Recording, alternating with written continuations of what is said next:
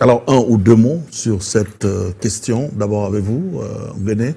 Il s'agit d'une criminalité ou alors des actes de personnes barbares rattrapées par une procédure peu orthodoxe, façon de faire? C'est de la grande criminalité, tout simplement.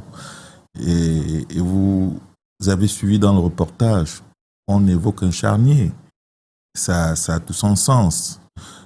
Et quelque chose me vient à l'esprit sur cet axe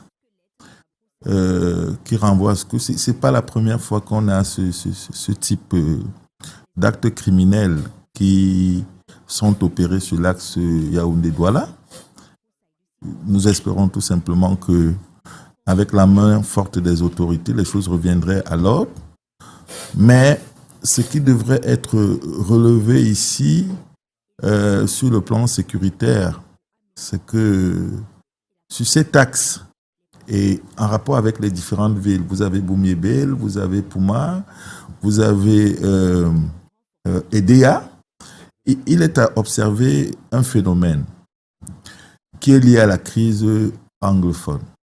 Voilà. C'est que beaucoup de personnes qui ont migré, qui font dans le transport moto-taxi, s'y retrouvent.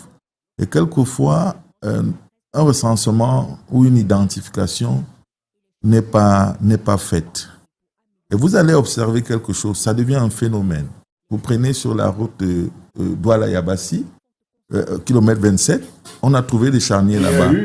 Il y a eu le même événement là-bas. Et c'est pas pour jeter l'anathème sur ce mouvement-là, mais cette concentration des nouvelles personnes qui sont venues d'ailleurs entraîne malheureusement une grande criminalité qui, derrière, entretient certainement des trafics aussi.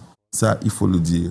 Ça fait donc que le regard que les autorités doivent avoir sur ces villes qui reçoivent une masse de personnes qui ont fui la crise anglophone devrait être beaucoup plus pointilleux, et les autorités, qu'elles soient traditionnelles, administratives et sécuritaires, devraient mettre un dispositif à ce que l'on sache qui est dans ces zones-là et quelles activités ils font au quotidien afin de pouvoir juguler ce genre de phénomène qui tente à prendre une ampleur. Oui. Nous avons une situation sécuritaire